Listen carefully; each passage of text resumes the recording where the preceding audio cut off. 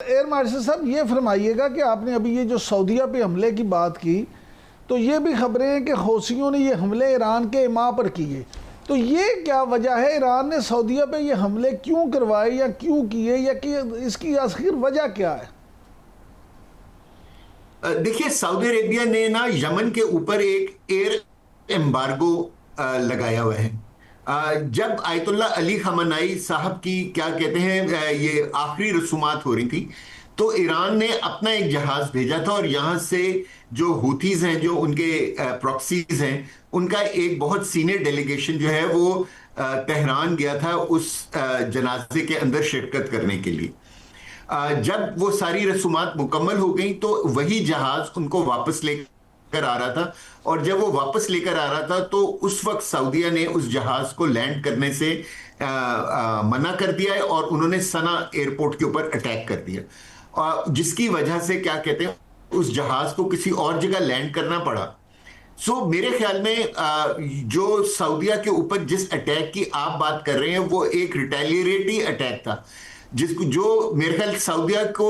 Yemen और Tehran की तरफ से ये मैसेज देना था कि हम आपके साथ कोई झगड़ा नहीं कर रहे, लेकिन अगर आपने हमारे एरियाज ऑफ इंटरेस्ट को हिट किया तो हम आपको भी हिट करने में कोई कबाहत महसूस नहीं करेंगे। लेकिन अगर आप उसके बाद देखेंगे, उस अटैक के बाद से हालात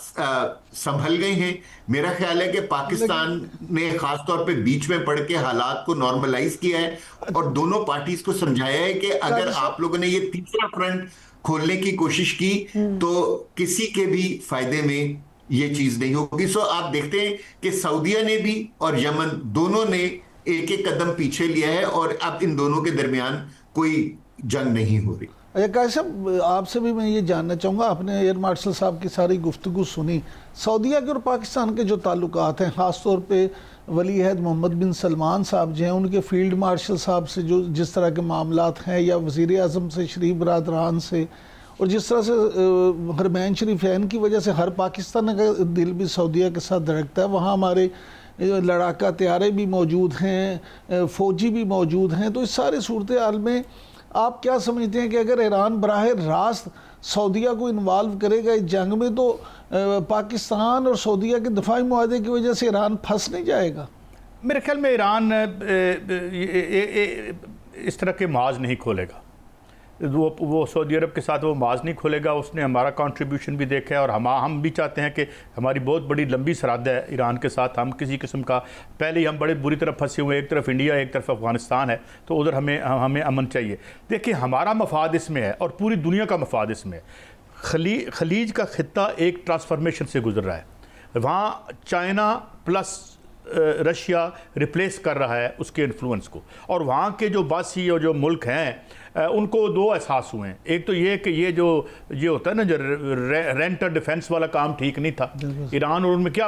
एक तो उन्हें ये एहसास हुआ कि हम अपने तौर पर, और दूसरा ये कि ये जो ट्रांजिशन है, अब जाहिर है एक कंपीरियल एरोगेंस भी है अमेरिका की, और एक जब भी इस तरह की एम्पायर्स जो हैं, अमेरिका एक लागर एम्पीरियलिज्म है और लागर हो रहा है आए रोज़, इस तरह एयर मार्शल साहब भी फरमा रहे हैं। तो मगर ये कि हमारा मफाद इसमें है, पहला तो ये कि हमारी हत्तुल-वसा कोशिश होगी, और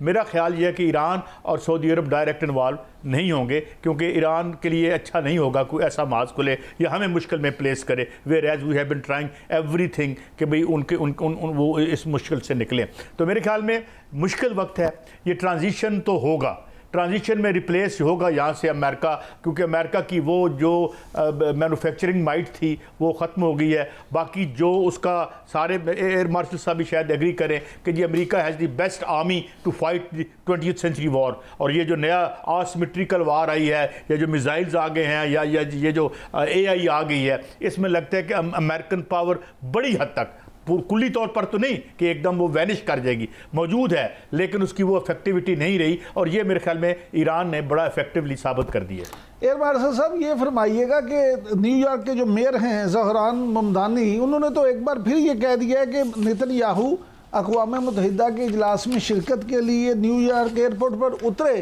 तो उनके साथ न्यूयॉर्क के कवानीन के मुताबिक सलूक होगा। तो क्या आप देखते हैं कि वहां पे नेतन्याहू को गिरफ्तार कर लिया जाएगा? ये एक बहुत ट्रिकी क्वेश्चन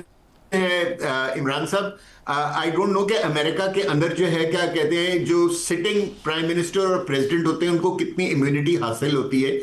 लेकिन इसमें कोई शक नहीं है कि इंटरनेशनल कोर्ट ऑफ जस्टिस का एक जो वारंट है वो नेतन्याहू साहब के खिलाफ है और